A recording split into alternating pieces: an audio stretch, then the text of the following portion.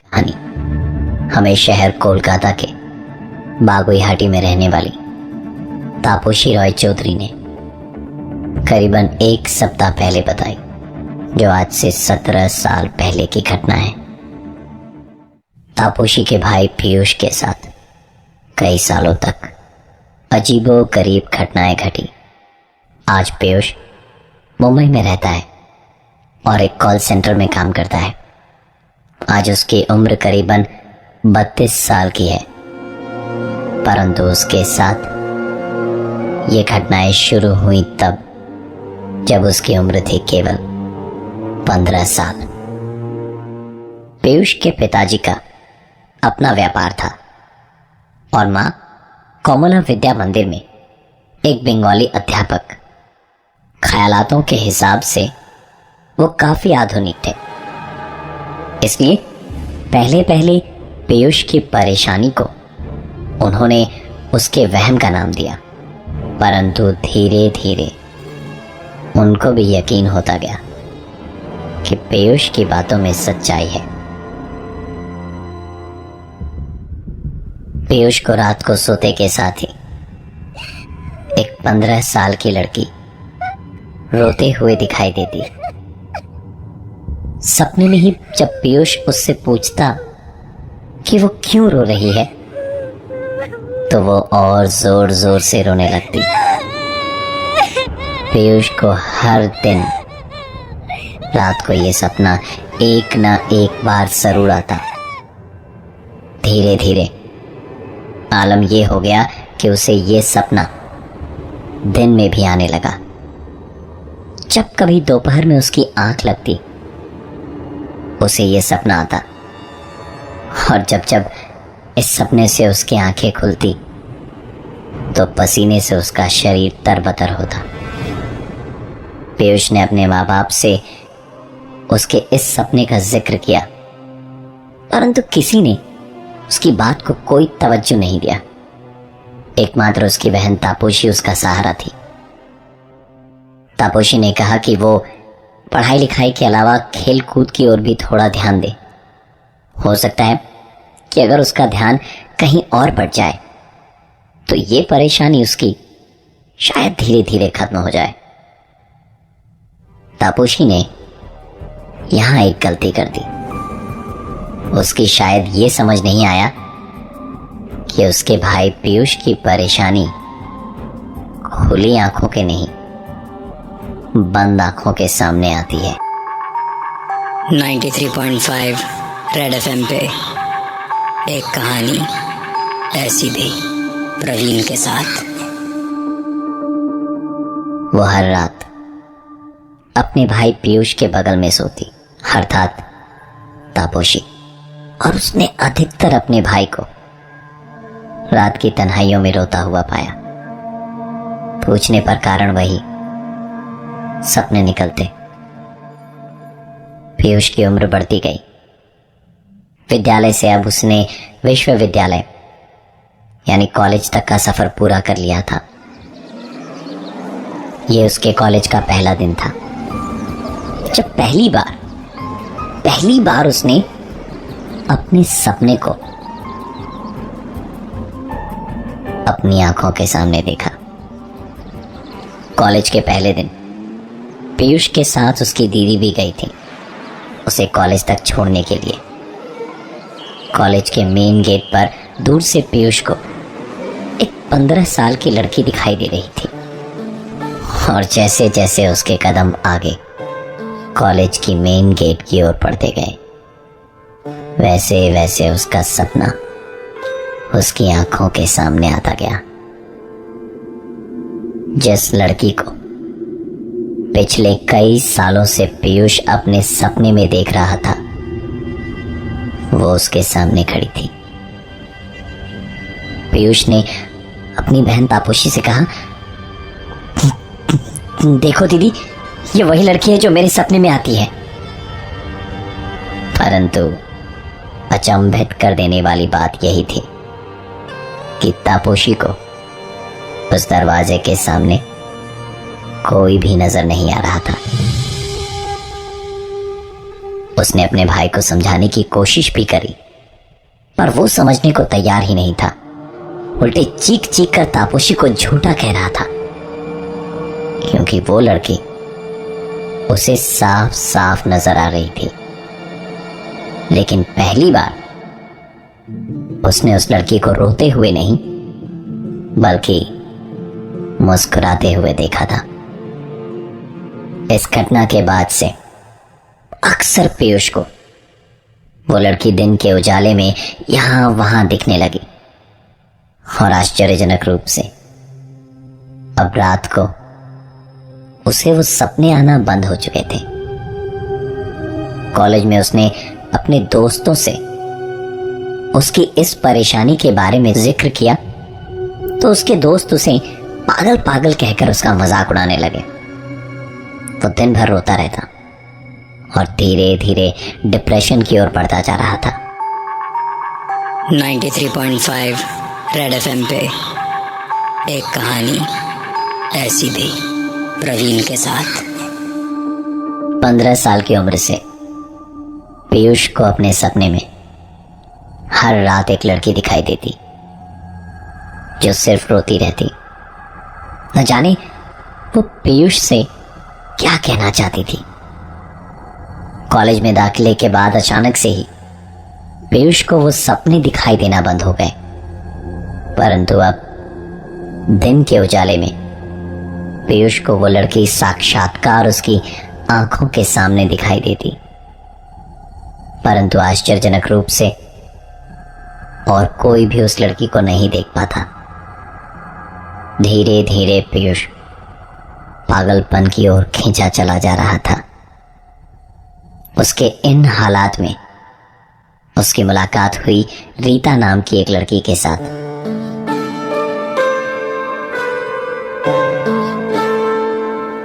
धीरे धीरे उन दोनों के बीच प्यार उमड़ने लगा और उन्होंने अपने पैरों पर खड़े हो जाने के बाद इस रिश्ते को अंजाम देने की ठान ली। पीयूष की इस बेरंग जिंदगी में खुशी का एकमात्र सहारा रीता ही थी। पीयूष ने करीबन 10 सालों तक रीता के सामने अपनी इस परेशानी का जिक्र नहीं करा था। 1995 में शुरू हुई यह घटनाएं साल 2008 की जून में जाकर खत्म हुई। पीयूष की उम्र बढ़ती जा रही थी, परंतु पीयूष को दिखाई देने वाली उस लड़की के रंग रूप में कोई बदलाव नहीं आया था। पीयूष अब इन बातों को धीरे धीरे भुलाना चाहता था, परंतु उस लड़की का उसे यूं दिखने के पीछे राज क्या था। बंगाली शादियों में शादी से पहले आशीर्वाद की एक रस्म होती है। आशीर्वाद की इस रस्म के बाद परिवार वालों की रजामंदी से शादी से पहले पीयूष और रीता एक दूसरे के साथ कुछ समय बिताने के लिए नैनीताल गए। पीयूष और रीता उस दिन शाम को घूमने के लिए निकले। वो दोनों पहाड़ी की एक चोटी पर पहुंचने के लिए ऊपर की ओर चले जा रहे थे, ताकि वो वहां से सूर्यास्त के खूबसूरत नज़ारे को देख सके और अपने कैमरे में प्यार के उन हसीन पलों को कैद कर सके। उनके साथ एक बाइनोकुलर भी था, जो पीयूष ने अपने हाथों में ले रखा था। पहाड़ पर ऊपर की ओर चढ़ाई करते वक्त पीयूष ने ऊपर से एक परिवार को नीचे की ओर उतरते देखा और आश्चर्यजनक रूप से उस परिवार के ठीक सामने चल रही थी वही 15 साल की बच्ची, जिसे वो अक्सर अपनी आंखों के सामने देखा करता था। पीयूष सुध-बुध खोकर उस लड़की को देखा जा रहा था और वो लड़की भी पीयूष की ओर देखी जा रही थी और अपने चेहरे पर एक मुस्कान लिए थी। न जाने पीयूष को अचानक से क्या हुआ। उसने अपने कदम पलटे और दौड़ता हुआ नीचे की ओर जाने लगा। सब चीजों से अज्ञात रीता उसके पीछे पीछे दौड़ती गई और उससे पूछती रही कि तुम्हें अचानक क्या हो गया है, हम तो ऊपर जाने वाले थे, फिर अचानक तुम दौड़ते हुए नीचे क्यों जा रहे हो। पीयूष ने उसके एक भी सवाल का जवाब नहीं दिया, बस नीचे की ओर बहुत तेजी से दौड़ता चला गया। 93.5 रेड एफएम पे एक कहानी ऐसी भी, प्रवीण के साथ। पीयूष और रीता पहाड़ के ऊपर की ओर चढ़ाई कर रहे थे ताकि वो वहां सूर्यास्त के खूबसूरत से नज़ारे को देख सकें। लेकिन अचानक पीयूष दौड़ता हुआ नीचे की ओर जाने लगा। रीता के लाख पूछने के बावजूद पीयूष ने कुछ कहने से मना कर दिया। नीचे पहुंचकर ही आखिरकार पीयूष रुका और रीता अब इतनी ज्यादा परेशान हो गई थी कि वो पीयूष से अब कुछ भी पूछने की इच्छुक नहीं थी। दोनों एक दूसरे के सामने खड़े चुपचाप एक दूसरे को देखते जा रहे थे।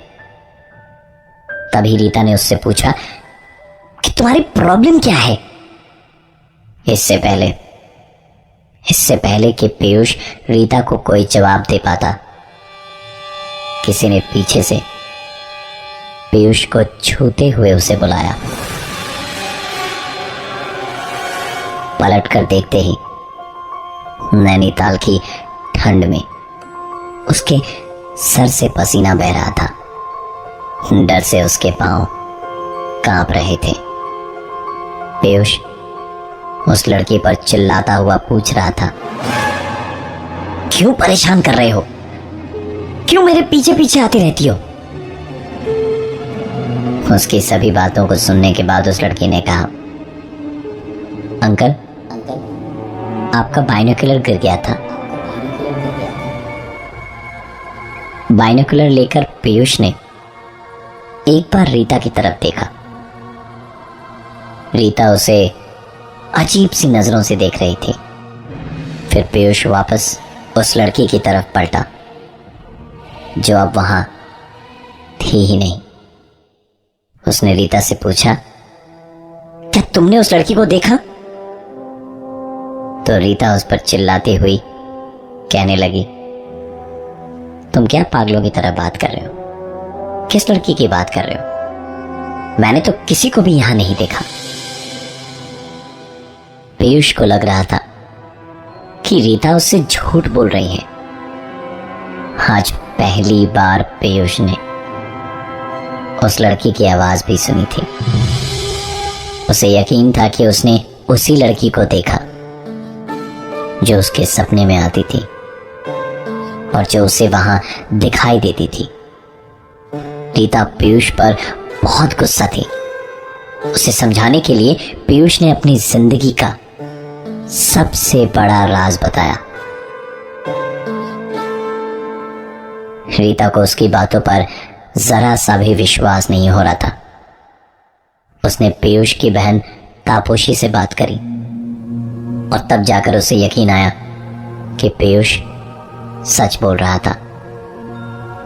सच जानने के बाद भी दोनों के बीच मनमुटाव बने रहे, क्योंकि ये सच छुपाने के लिए रीता उसे कभी माफ नहीं कर सकती थी। झगड़ते झगड़ते रात काफी हो गई थी और दोनों सोने चले गए। ये रात पीयूष के लिए आखिरी रात थी उसके सपनों के हिसाब से।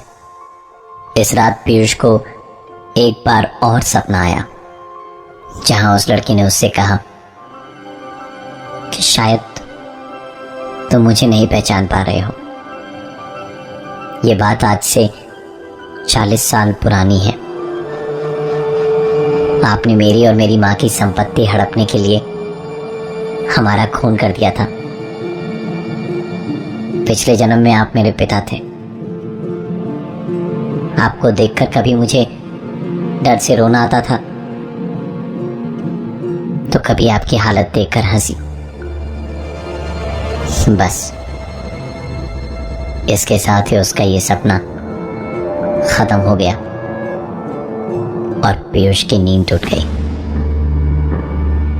उस दिन के बाद पीयूष ने दोबारा कभी उस लड़की को अपने सपने में नहीं देखा।